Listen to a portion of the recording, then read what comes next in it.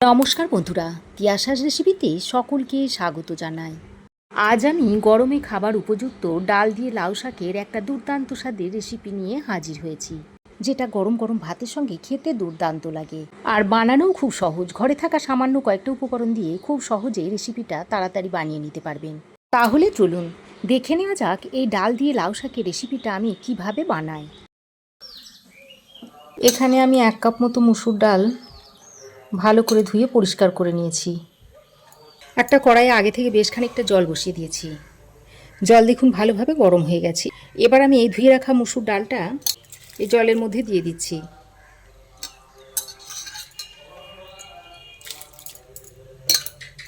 ডালটা দিয়ে একবার ভালো করে নাড়াচাড়া করে মিশিয়ে নিচ্ছি। ডালটা দিয়ে কিছুক্ষণ ফুটিয়ে নেওয়ার পর দেখবেন ডালের মধ্যে এরকম ফেনা হবে। এই ফেনাগুলোকে এইভাবে তুলে নিতে হবে। আমি ডালটাকে ধোয়ার পর এই 10 মিনিট মতো ভিজিয়ে রেখে দিয়েছিলাম।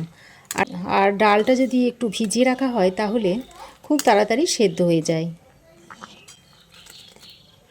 এবার আমি এই ডালটাকে 80% মতো সেদ্ধ করে নেব। দেখুন ডাল 80% মতো সেদ্ধ করে নিয়েছি। এবার আমি কেটে ধুয়ে রাখা লাউ শাকগুলো দিয়ে দিচ্ছি। আর এখানে কচি দেখে পাতাগুলো দেবেন, পাকা মোটা পাতাগুলো দেবেন না, তাহলে রেসিপিটা খেতে ভালো হবে না। এবার আমি এর মধ্যে দিয়ে দিচ্ছি পরিমাণ মতো নুন আর পরিমাণ মতো হলুদের গুঁড়ো দিয়ে দিচ্ছি। তারপর এই লাউ শাক আর মসুর ডালটাকে একসঙ্গে ভালো করে মিশিয়ে নিচ্ছি। তো ডালের মধ্যে দেখুন জলটা পরিমাণে অনেকটাই কম হয়ে গেছে, তাই আমি এখানে কিছুটা গরম জল দিয়ে দিচ্ছি। তারপর ভালো করে নেড়েচেড়ে মিশিয়ে নিয়ে একটা ঢাকনা লাগিয়ে ডাল আর লাউ শাকটাকে সেদ্ধ করে নিচ্ছি।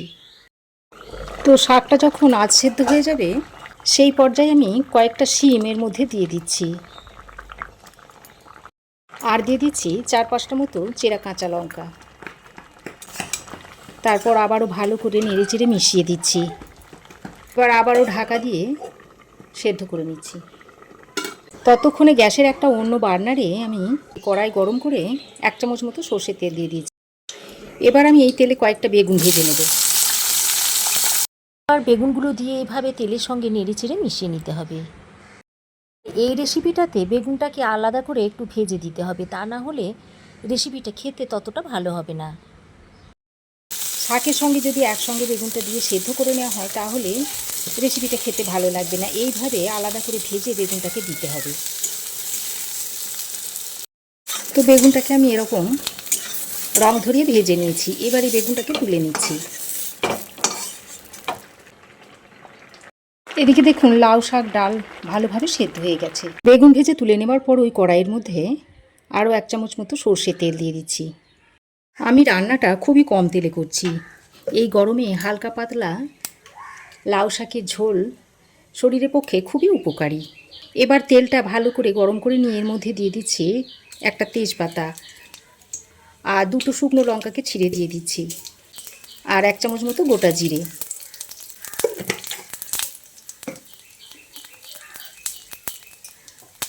আর দিয়ে দিচ্ছি 6-7 কোয়া রসুন এইভাবে থেতো করে।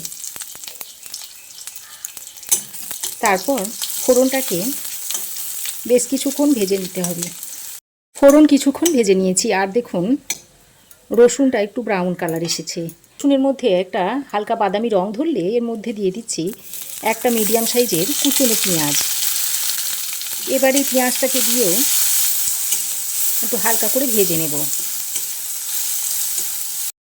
তো দেখুন পেঁয়াজের মধ্যে এরকম একটা হালকা কালার এসে গেছে।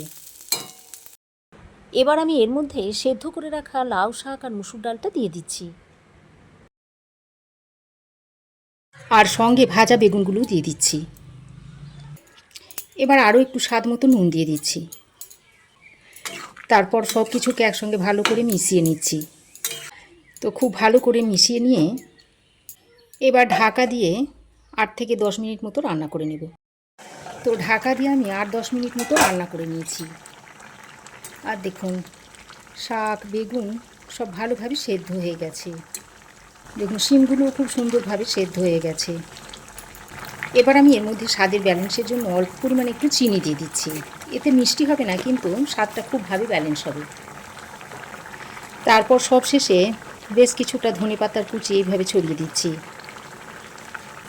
ধনেপাতার কুচিটা দিয়ে আবারও ভালো করে নেড়েচেড়ে মিশিয়ে নিয়ে আরও 2 মিনিট ঢাকা দিয়ে রেখে দিচ্ছি। এতে ধনেপাতার ফ্লেভারটা শাকের মধ্যে ভালোভাবে মিশে যাবে। তো আরও 2 মিনিট ঢাকা দিয়ে আমি রেখে দিয়েছিলাম। আর এখন দেখুন মসুর ডাল দিয়ে লাউ শাকের রেসিপিটা একদম সার্ভ করার জন্য রেডি হয়ে গেছে। আর এর থেকে বেশি সেদ্ধ করব না। এর থেকে বেশি সেদ্ধ করলে লাউ শাকটা আবার খেতে ভালো লাগবে না।